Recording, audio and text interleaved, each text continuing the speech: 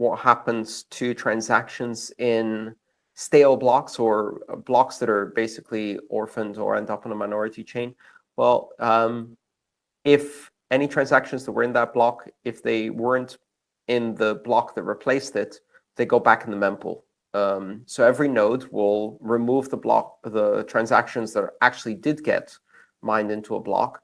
And if a block gets orphaned, or the chain reorganizes around that block, then all of the transactions go back in the mempool unless they're on the other chain.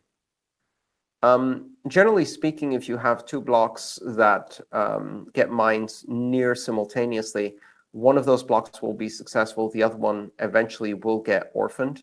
And as a result, that block will have its transactions replayed. But most of those transactions will coincide. So two blocks mined at approximately the same time may have 90% the same transactions, 95% the same transaction. So really only the 5% that didn't get put into the alternative block are the ones that need to go back in the mempool for inclusion in the next block. Nothing gets lost, though. They just wait a bit longer. It's the same as if they hadn't had sufficient fee. So if they hadn't been picked in that round, they will get mined eventually. Jun asks, Andreas, I submitted a small transaction to send BTC to another address, and it has been pending for over a week now. I was testing to see if I would be able to send a transaction for the lowest fee of 1 Satoshi per byte. I'm afraid the transaction is stuck and cannot be double spent with a higher fee because the wallet gives me an error that it's in the mempool. Is there anything I can do to cancel my transaction on my end, or will I have to wait until it drops off the mempool in order to resend it with a higher fee? Thank you, Andreas.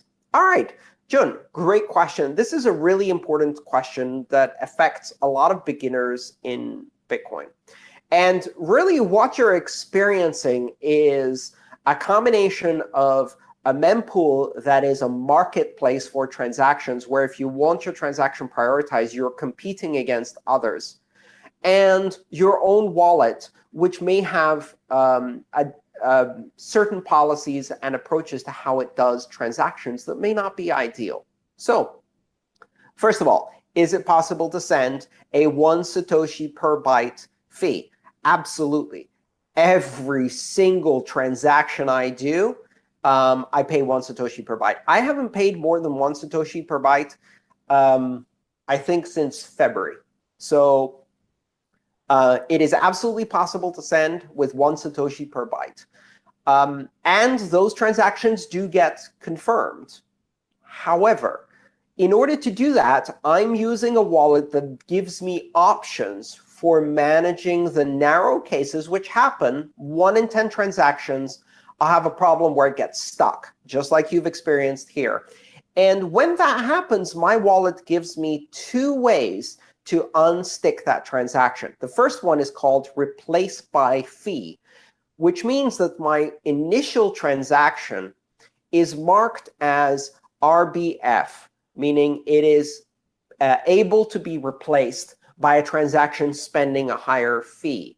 It's not the final version of that transaction, if you like, and there may be subsequent transactions that spend it with a higher fee.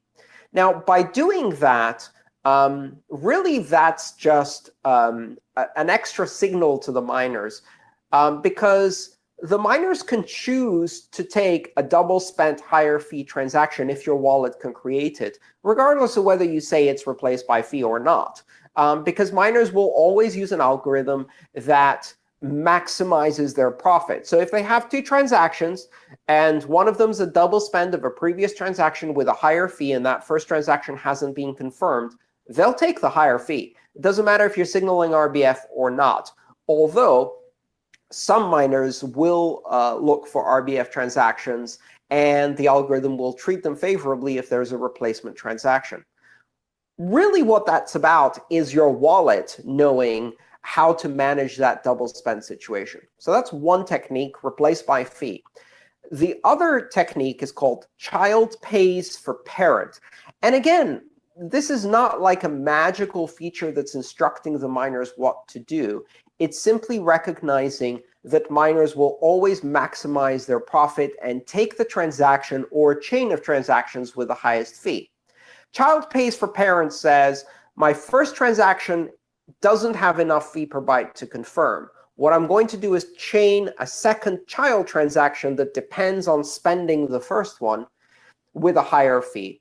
And what miners will do in their algorithm that selects transactions from the mempool is they don't look at how many satoshis per byte in each transaction. Instead, they look at how many satoshis per byte in each chain of unconfirmed transactions. So if you have a parent and a child, their total satoshis of fees are divided by the total bytes so that the miner can make a determination in their best interest that if they confirm both of them together, they can get a better satoshi per byte rate than if they don't confirm the first one because you can't confirm the second one. So child pays for parent, again, is a technique used by the wallet that recognizes that miners' transaction selection algorithms will be based on maximizing their profit.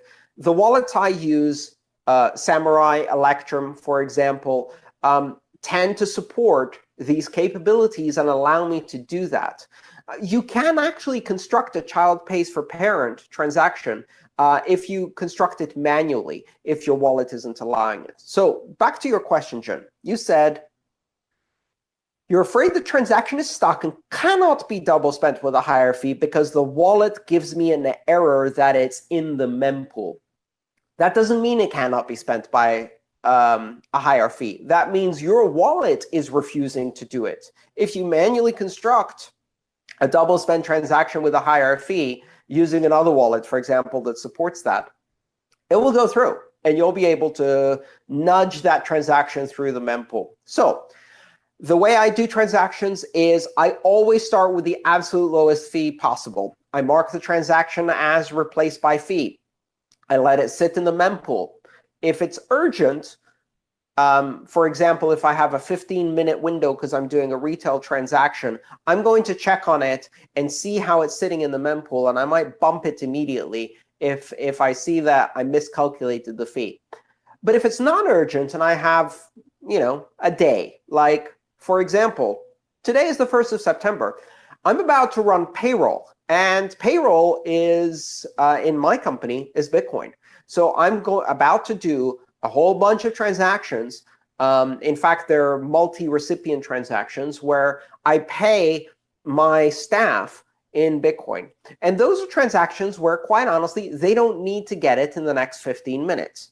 As long as it goes through today or early tomorrow, it's good enough. So that means I have a 144 block window to get them through, which means I don't need to worry about the fee. 1 Satoshi per byte will work. If, by some weird coincidence, the moment I decide to do that, there is a massive rally or the mempool gets absolutely chock full of transactions, I might have to bump it. So I'm going to replace by fee. I'm also going to use child pays for parent, which sometimes works faster to confirm that transaction and to get my payroll through.